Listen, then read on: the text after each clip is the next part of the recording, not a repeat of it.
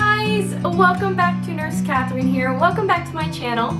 If you are new here, I'm Katherine and I'm a nurse of 3 years and recently transferred down to the emergency room. So that's my kind of bio in a very short amount of time. But today, for those returning, today is not an educational video really. Today is me sharing a story with you. So this is a story from just last week that I went through and experienced for the first time, and that would be preforming CPR. So I have a lot of emotions to share with you guys about this, just kind of how the code went, as this was also my first resuscitation code I've also been in. So kick back, throw on your hoodie, and let's get this story started. Forever free. Alright, so I want you to kind of shut your eyes and imagine this. So you're down in the emergency room where you are. You have 4 beds. 2 of those beds are assigned. You're getting 1 patient from triage, and the other bed is totally empty at this point. So the other 2 patients are totally cool, calm, collected. Everything is done with them. Suddenly, the triage patient comes back, which you knew they were coming back. So you're getting them situated, you're hooking them up to the monitor, hooking them up to the blood pressure cuff.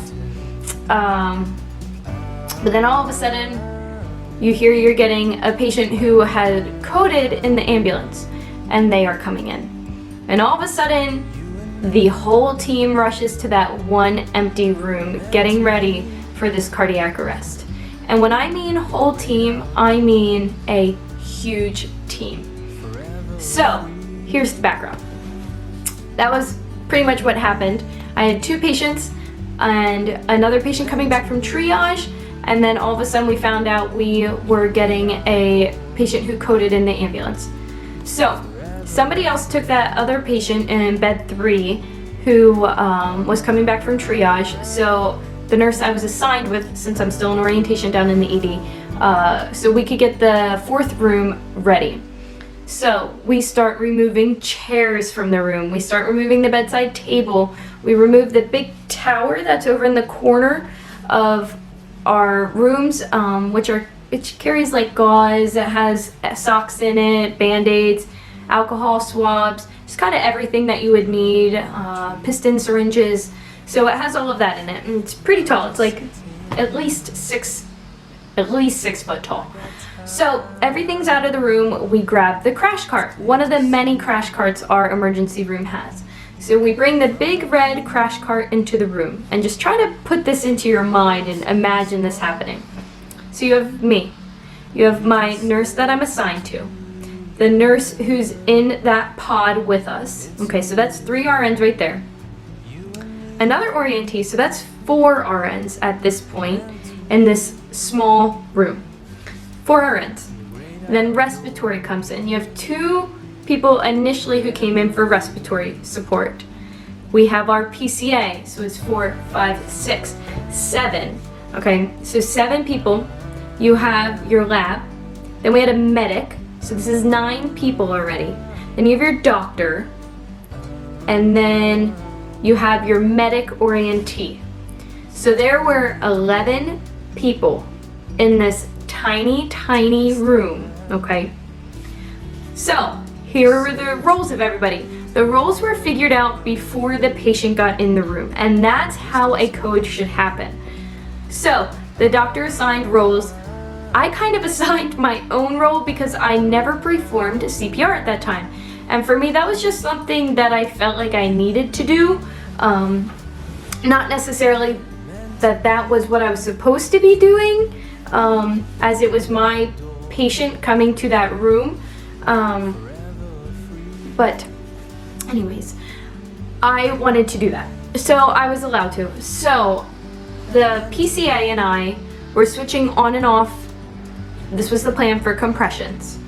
And then the nurse who was assigned with us in that same pod, we have pods in our emergency room. So in that pod we were in, he was going to draw up the medications from the crash cart. Then my assigned nurse and the other nurse orientee were doing the code narrator on our Epic charting system. So all of us nurses had our roles and responsibilities. So this patient comes in and they're like running in, practically, the medics. They're unstrapping this patient, but then doing CPR with one hand so they can get the patient over to the bed faster. And we did I think we did a pulse check right initially as they got there, and we were told the patient was in PEA, which is pulseless electrical activity. So the heart was like quivering, but there was no pulse. It was just a heart quivering. You couldn't feel any type of pulse. So we had to resume CPR. So you have 4 of us on the left side of the bed with the crash cart, and like 6 other people on the other side of the bed where the computer is. The bed was pulled out so respiratory could get behind the patient's head. And the patient was already somewhat intubated when they came in, not fully though. So patient gets there and I'm ready. And I'm just like, this is my chance to do this. This is my one and only shot I might get at preforming CPR before I'm off orientation. So I didn't go first, of course, because I was kind of too nervous. I was kind of a little too scared. I wanted to watch somebody else do it first. So the PCA, who was assigned to that pod with those 2 other nurses and I, she started doing CPR first. She went for 2 minutes, and then her and I switched. So here's my shot. I'm up on my little stepping stool next to the bed. I have my hands ready. Actually, I go this way, so I had my hands ready. My shoulders were over my hands, so I wasn't bending my arms.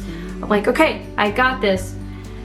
So I start, and I started singing Staying Alive right away in my head. I'm like, bum, bum, bum, bum, staying alive, staying alive. And how wild is it that it was like I knew the patient was gray and the patient was dead. So I'm looking at this gray body, this gray human being. I can see the eyes wide open, absolutely no reaction or life to them. So I'm staring at this dead patient's eyes. I'm pushing hard on this chest, singing a song in my head, which is like kind of odd to me that nurses, that we can do that. We can totally remove ourselves from the situation and act upon what we need to be doing and not even be faced by looking at a dead person in the eyes. So I was like, all right, this is weird, because I thought I would react differently, but I was totally calm in this situation. So I'm performing CPR. The doctor told me I was going a little bit too slow, so he said, Katie, can you just speed up a little bit? You're going too slow. I said, okay. So I went a little bit faster, and I was exhausted after my 2 minutes. That was probably the longest 2 minutes that I have ever had. My arms were sore, my legs were sore after 2 minutes. I was like, what? What the heck? I'm like, this is nothing like what it is on a dummy. Now granted, when you are performing CPR, the first person to start CPR breaks all the ribs. That is something I have not had to do. The patient already had CPR going as they came into the emergency room, so we did not have to deal with breaking the ribs. If you are doing proper CPR, you will break ribs, and you're pretty much supposed to. That means you're pushing down deep enough and getting enough compression. So the PCA starts again, back to the story. PCA starts again on compressions. We are pushing epinephrine, we are pushing atropine, we are pushing bicarb, we were pushing calcium just to get this patient's acid-base imbalance back in check. Somebody's on the arm grabbing labs. Somebody else is on the arm putting another IV site in. This patient has an intraosseous line in the leg already from EMS. So that's where they drill a line into the patient's bone. So they already have that. Hardly can get any blood from this patient. You have another medic. Actually, I think we had 2 medics we have another medic feeling the groin, making sure you can feel the pulse every time a compression happens, which was mind-blowing for me. I never even thought of that, and I actually never learned about that when I was in ACLS class or BLS class, or even infant CPR, that you can feel in the groin the pulse of the compressor. So that was kind of weird. So you have all these people all around the bed, and there I am just standing there ready to like jump on the chest again, and not even being fazed about what's going on because of how calm, cool, and collected the code was. And I do think that had a lot to do with the doctor who was running it. He was very, very good, and he kept it like that. So the PCA stops. It was my turn again. I hop up on the stool. This was between the pulse checks, so every 2 minutes we were doing a pulse check when we would switch compressors out. So I'm going again, and I'm singing. I'm like, what am I doing? Just doing this and singing. That's how I kept my rhythm. But then at one point I was like, I really actually need to be praying over this man, and praying over this situation. And that's where I think it took more of an emotional turn for me. But at the same time, it kind of didn't. So I started praying over this man. I'm like, God, just use me and work through my hands on this man's chest, that if it is your will to be done to bring this patient back to life, that he can come back to life. So eventually he actually did. We got a pulse back on him. He was in some sort of junctional rhythm. Got a pulse back, and then he went into PEA again. So there was no more pulse. So we started CPR again. And this code lasted for 40 minutes, which I was told really probably is not that long. So we did it for 40 minutes, and then he came back again, and then went out again. We were going to start him on an epi drip. I believe that's what it was, but then his pulse just went away again while the doctor went out to call the ICU docs. So he said, don't try CPR again to bring this patient back to life, just because it's just the same cycle's gonna happen. And I couldn't even tell you how many epi pushes we gave. It was insane. Because it was insane to me because I never saw anything like that before. And I'm sorry if I'm rambling on. This is kind of like venting as well what I saw. But it was really interesting to see the teamwork, I will say, in this code, and just kind of everybody's roles and responsibilities, and everybody knew what they needed to be doing. And that's probably because I was with more experienced people who have been through this many times before, but it was really great to have those roles defined before everything even happened, which I think is very crucial and very important to saving a person's life. So like I said, we were not able to bring this patient back to life. This patient had a significant cardiac history.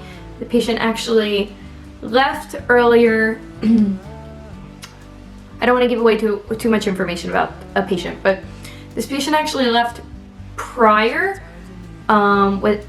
against medical attention and stated that they would come back, but unfortunately they came back unresponsive and in PEA, and we could not bring this patient back to life.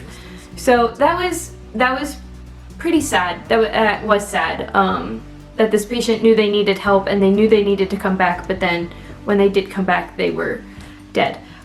So that was hard to see. One thing that we did not have to deal with, which I think helped me take myself away from the situation more, was the family. We did not have to see any family or talk to any family during this or after this. So that was, I think, easier for me to work through. You always have to call Gift of Life about organ donation after a patient dies, and then Gift of Life reaches out to a person's family. So I did do that side. Yeah, but I thought I would be very scared of it, and I thought I would like bawl afterwards, but we literally were expected to get right back to work once the code was called and the time of death was announced. We prepared the body, put the body in the body bag, tagged the body, and I actually brought the body down to the morgue with the transporter. I met security down there. So I did do like the whole process, but it honestly did not faze me all that much, and I'm still trying to think whether that's due to my religious beliefs about what happens after death. I believe heaven or hell, so I don't know if it's I've come to peace with dying and we all will die one day, but it really was not honestly as bad as I thought it would be, and I think it also was because the code was run very well. So yeah, that was my first time preforming CPR. It was very interesting, very well run. Still trying to figure out if I'm not emotionally there enough in nursing anymore, or whether it's a blessing to be able to detach your emotions from a situation like that. I'm not sure yet. I'm gonna have to talk to God about that a bit more and just kind of understand my own feelings behind that. But yeah, that was my first time preforming CPR. So, I hope you all found some kind of information out of this video. I knew this wasn't meant to be an educational video. I just kind of wanted to share a story that I had gone through. But yeah, that's really about it. I just really wanted to share that with you all and kind of tell you about my experience I had. But please, if you like this video, hit that thumbs up button. Please post any comments below, any questions about the code that I did not give enough detail about. And don't forget to subscribe as well, please, guys. I am always posting new videos every week. I am now posting them every Tuesday. As I'm in this job change, I cut videos down to once a week instead of twice a week, so it's every Tuesday. I was doing about 7 o'clock, but I think I'm going to start pushing it back to 9 o'clock Eastern Standard Time. So make sure to be on the lookout for next week's video. But other than that, guys, have a very, very blessed day. Please continue to pray for me and just my knowledge of working in the emergency room and emotionally as well. But other than that, yeah, have a very blessed week, guys, and I will see you in next Tuesday's video. It's clear to see